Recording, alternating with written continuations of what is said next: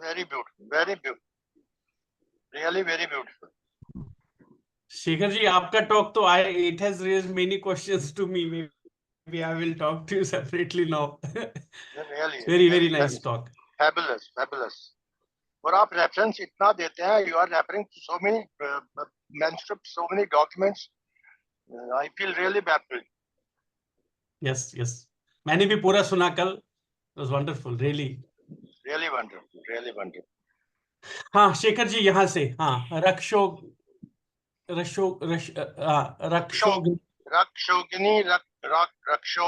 राक्षसी रात्रि दीर्घ निंद्रा दिवागति, यहीं से करना है. रक्षोग्नि. रक्षोघ्नि राक्षसान् हन्ति इति रक्षोघ्नि.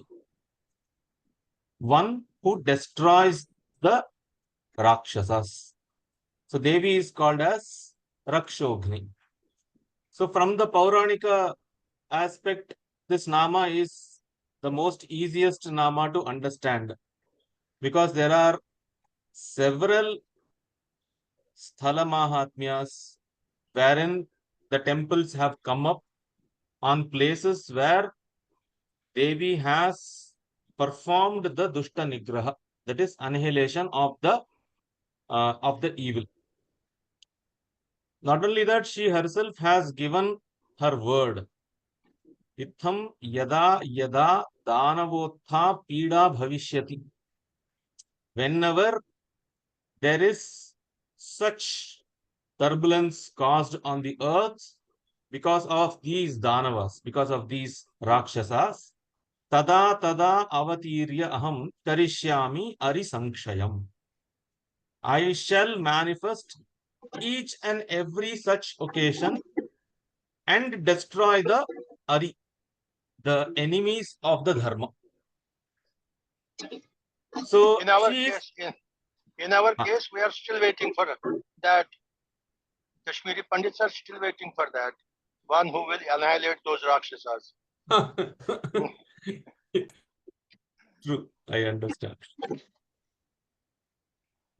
So Devi कब होगी अवतरित, हमें इंतजार है. I am praying constantly. Only pray, that's all. It will happen. Thank you very much, sir. So she is Rakshasagni or Rakshogni. Both are same meaning. Rakshaha here is used as Rakshasa. So from the Adhyatmika point of view, the Deva refers to the Indriyas. In the Chandogya Upanishad, there is a very explicit reference for calling the Indriyas as the Deva, and the constant Deva Asura Yuddha, the fight or the tussle between the Deva and the Asura, is equated to the constant fight between the senses and the sense objects. The sense objects are the Rakshasas.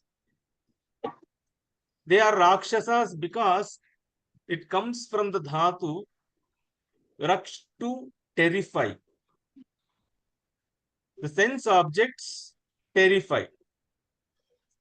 Now, this may be hard for us to correlate as an experience, because normally in our experience, the sense organs go out or reach out to the sense objects out of desire to own or possess in most of the cases.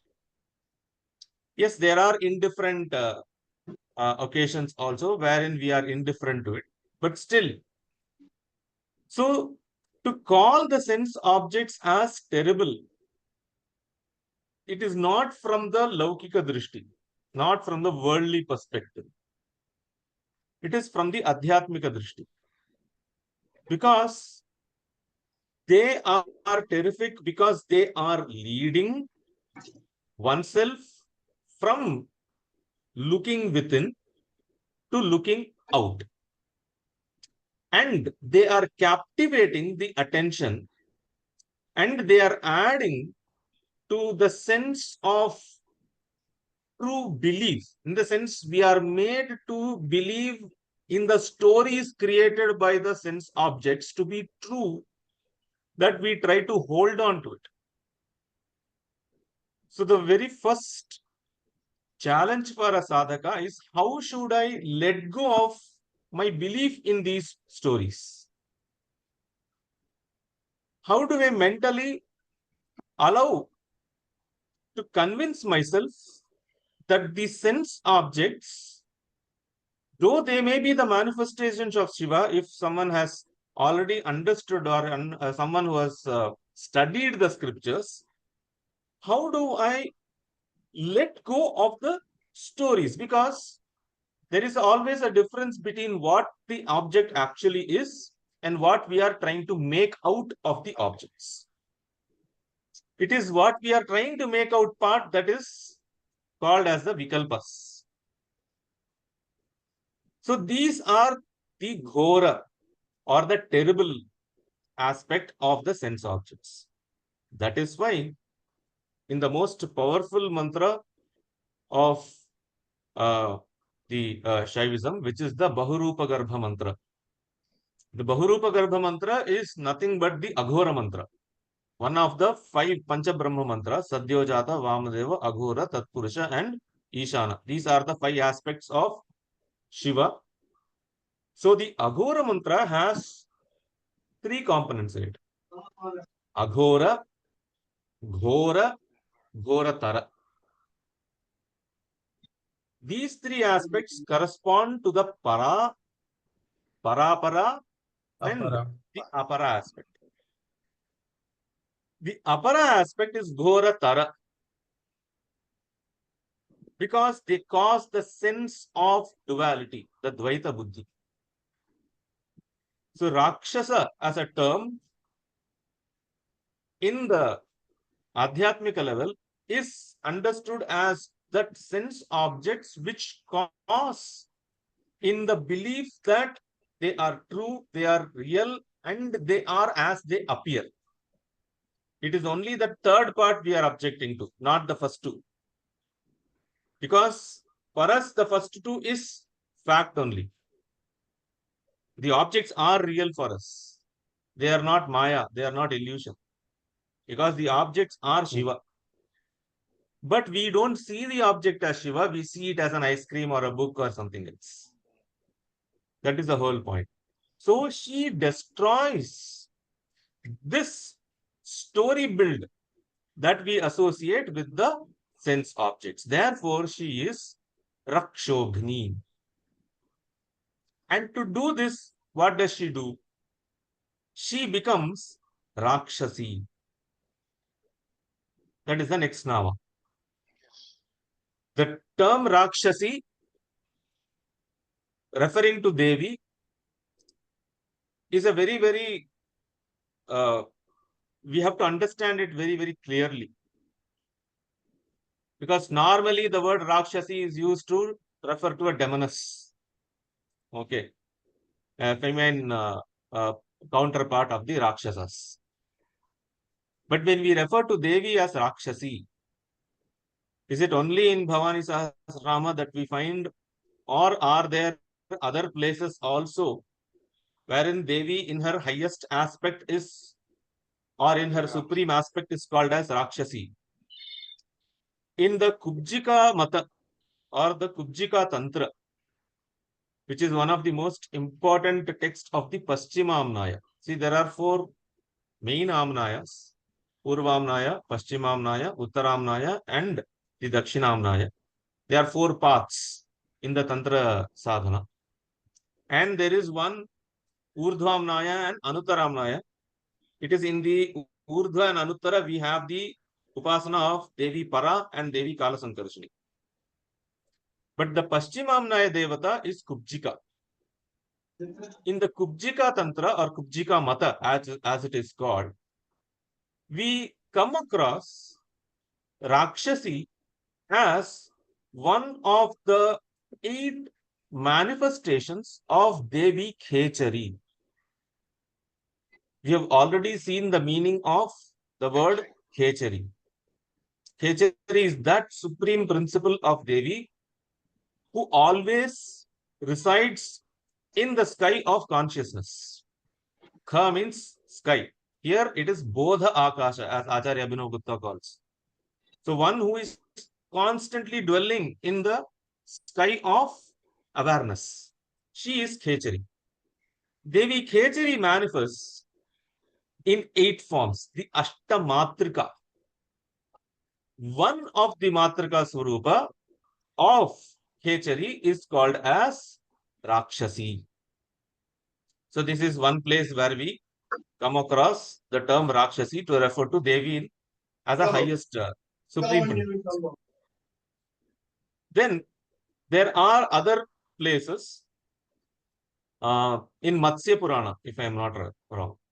In Matsya Purana, there is a description of Andhakasura Vadha. Out of the many divine Leelas of Shiva, the destruction of a demon by name Andhakasura is considered to be very important. Andhaka, as the name suggests, was a blind, and he was born out of the sweat of Shiva himself. So he was very, very powerful because he was blessed with the virility and the powers of Shiva. So during the Andhakasura Vadha, Maharudra creates Devi Rakshasi, and she drains all the blood of Andhakasura.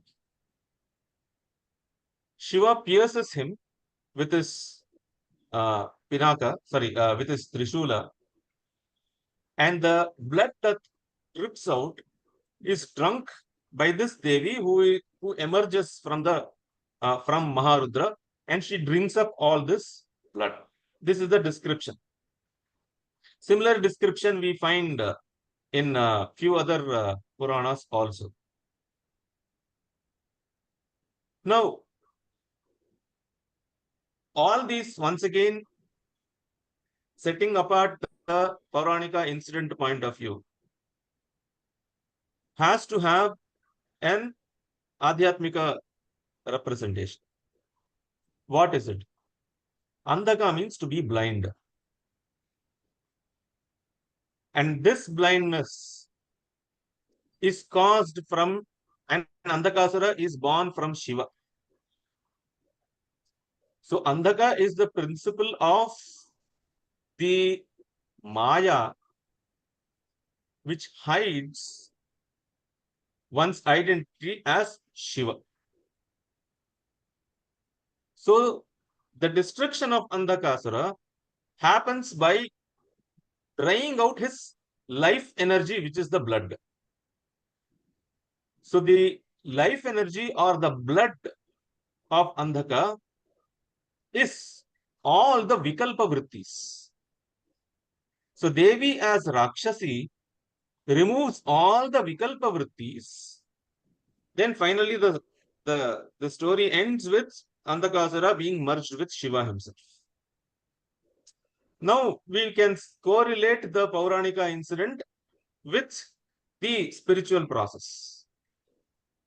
We separate out from Shiva because of the Maya, and we are sustained by, in the sense of duality, by the Vikalpa Vrittis, the differentiating opinions.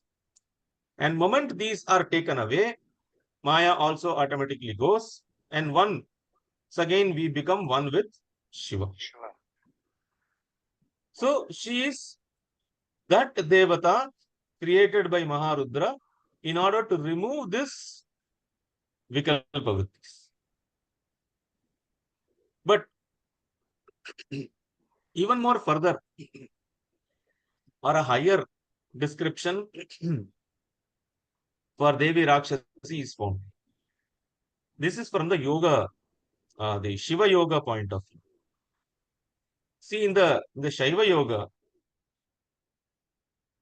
after the Ajna, there are 9 points till we reach the Brahmarandha or the Mahashunya. They are called as the Navanada. Okay. So above Agnya, we have Nada, we have the Nadanta. The second position above Agnya is the Nadanta position. This Nadanta position is the place, according to the Tantra Shastra, for the Tisra Pitha, that is called as a Tisra Pitha. Okay, because after Nada, the tripartite that is the Jnata, Jnana, and Jnaya. The difference between the knower, known, and the process of knowing slowly becomes or it disappears. That is why that point is called as a Tisra Pitha, where the three starts losing its independent existence or entity. And in that Tisra Pitha, there are Yogini Ashtaka. There are 8 Yoginis. Devi Rakshasi is one amongst the 8 Yoginis. The others being Ghora Raktakshi, Vishwarupi, Bhayankari, Dhwangshi, Rudravetali, Shushkangi, and Narabhojini. All these names suggest that these yoginis are there. Look at the names. Okay, Ghora Raktakshi, Narabhojani, that which one who swallows the Nara, one who swallows the men. Shushkangi, one who has no blood or anything left. She's just a skeletal in the form. All these, as a name, when we visualize, they look very, very terrible forms. But there it is referring to the principle. A person is losing his sense of identity as being different from Shiva. So that is the place where the sense of duality starts sublimating to reach the highest principle. That will happen in the Dwadashanta. So in this place, Rakshasi is referring once again to the removal of the Dvaita Vrittis, and all the other 7 yoginis are performing different functions of removing these kind of the sense of duality, so that the realization of oneself as Shiva becomes clearer and clearer above the place which is the Nadanta. So the term Rakshasi is a very popular nama for Devi, especially in the Tantragama literature. So it has to be understood that way. So she is Rakshasi. Ratri. Next nama is Ratri. Ratri means night. She is called as Ratrihi because, see, there are 3 types of Ratri. Normally, Ratri is where the movement ceases. Right? That is why it is Ratri. If we have to follow a biological cycle, most of the activities takes place in the presence of light, sunlight. Now, with the advent of electricity and electric bulbs, the entire biocycle is disrupted for most of us. We are not following the rhythms of nature. A few decades before, our life was aligned with the rhythm of the nature. So the body would function in tandem with the natural cycles. So normally the food and everything was also therefore recommended as per the natural cycles. In Ayurveda, there is a concept called Ritucharya. Ritucharya means for the 6 seasons, because we recognize 6 seasons, not 4 seasons as in the Europe. So the 6 seasons, the how we should conduct in each season changes. So there are no standard health tips in Ayurveda. The health tips are based on the different seasonal cycles. This is called as Ritucharya. So we were following Ritucharya. Ritucharya will include everything, including food. Food is the most important component. Other than that, also there are others. So when our body is aligned to the biorhythm, Ratri is where we tend to allow our body to rest, where the movements comes to a stop till it is regained at the dawn of the first light. So when we call Devi as Ratri, it means one in whom everything else attains a laya. It merges into her. Just as we merge in the sleep, cease all the external activities running around and all that.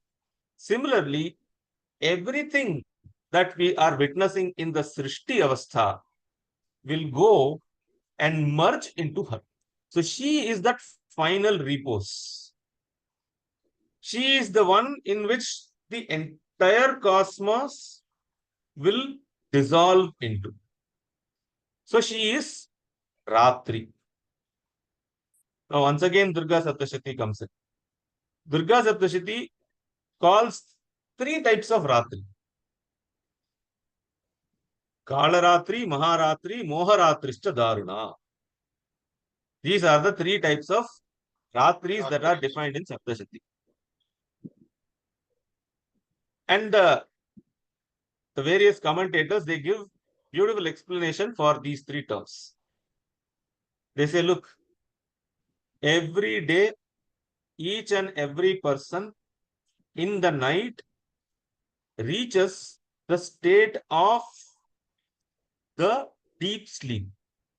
So, out of the 4 stages of awareness as per the darshanas, which is the Jagrata, Swapna, Sushupti and Turiya.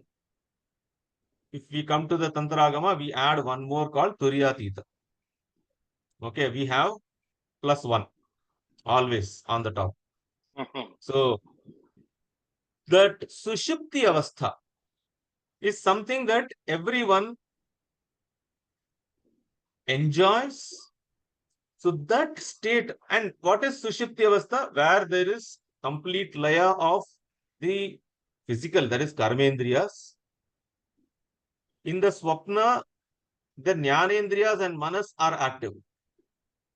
Okay. In the Sushupti, the Jnanendriyas and the Manas is also inactive. It also attains laya. Only Prana is active. Only Prana is active. Obviously, Chit is omnipresent. So the consciousness is omni. That is why the next day morning we get up and we are able to recognize that I slept very peacefully. That sense of I is a continuous experience. So this is one type of Ratri. The second type of Ratri is the Avantara Pralayas. Avantara Pralayas is, in our Panchanga system, we have conceptualized the time by breaking it down to Mahayugas, Manvantaras, Kalpas, and Brahmakala.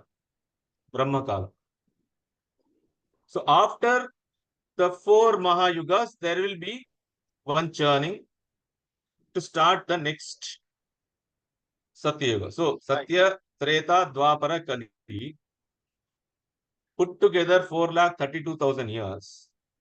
After this cycle is over, once again Satya Yuga will start. So between the last phase of Kali, in order to facilitate the advent of Satya Yuga, there is a churning that takes place. That is called as an Avantara Pralaya. Avantara means intermediate. Similarly, one Pralaya happens between the shift of one Manvantara to another Manvantara. Similarly, it will happen from one Kalpa to another Kalpa.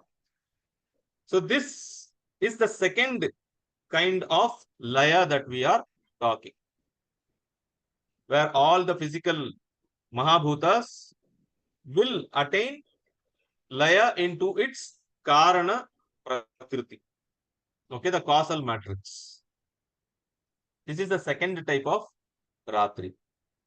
The third type of Ratri is the greatest of all the three, because it is there that the entire sense of duality is vanished and we merge into the source from where we have all come out.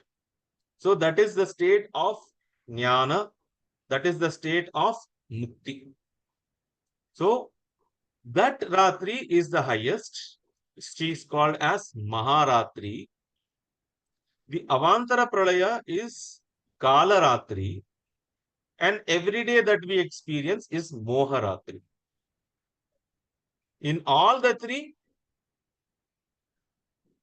she is the one who is giving a place, or she is the one in which everything is going and merging and it is emerging back. But after the Maharatri, there is no re-emergence.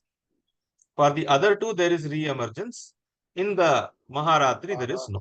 So she is the Ratri. That she is the highest principle is once again established in the Rig Veda. There is one Sukta itself which is called as the Ratri Sukta. Ratri Sukta is read before the Saptashati Parayana. So Ratri is that highest principle of Devi as the supreme repose of all beings. So she is Ratri. Dirgha Nidra. Dirgha means long. Nidra means sleep. So she is that state of deep or the long sleep. Here, that long sleep, the word sleep has to be understood in the sense of like how we go to sleep, we forget about the external world and all those things. You don't experience anything other than oneself in the deep sleep stage. She is the Dirgha Ratri or Dirgha Nidra. Because after a Jnani attains identity or recognizes himself as Shiva, there is no coming out of it. That is why I said there is no re-emergence after the Pratyabhijnana. So that state is described as Dirgha. Dirgha is not referring to a length having 2 points, 2 finite points. Here the word Dirgha is infinite. So that state in which there is, or from which there is no re-emergence. So she is Dirgha Nidra. This is what is personified as the Vishnu's Yoga Nidra. But the difference being that for a Jnani, he can once again come back to the world and engage himself in a Loka Vyavahara. That is why it is so easy to explain these concepts from our philosophical tenets. It is very, very difficult to explain it from any other darshana. Because for us, this a Jnani can be both established in himself as Shiva, at the same time be indulging in the worldly activities. Only thing is that now he would be looking at the world from a very, very different perspective. That's all. Only that shift of perspective would have happened, but he would be unable to do. So this ability to come back for the sake of the welfare of the world is personified as the Yoga Nidra. And in Saptashati, once again, in the first chapter, Devi induces that Yoga Nidra, or she makes Mahavishnu come out of the Yoga Nidra in order to destroy the two demons, Madhu and Kaitaba. Okay. So, she is this principle. Okay, right. The next nama is Divagatihi. Vagati. Diva means day. Gatihi means movement. So, Divagatihi means like the movement of the day. So, the day and night are very relative. The Kala itself in our both Itihasa Puranas as well as Tantra Agamas is considered to be relative. Kala is not absolute. So Divagatihi is where the day, the concepts such as day and night, they are used for sake of reference. There is no absolute day, there is no absolute night. Right? We don't have to go to Puranas or anything else to speak of this. If it is daytime here, it is nighttime in some other part of the world that we are living. So what will you say? It is relative. So like that, whatever movements, and here by the word movement, it is referring to the various cognitive activities that we are indulging ourselves during our Pashu Avastha. We have still not realized ourselves.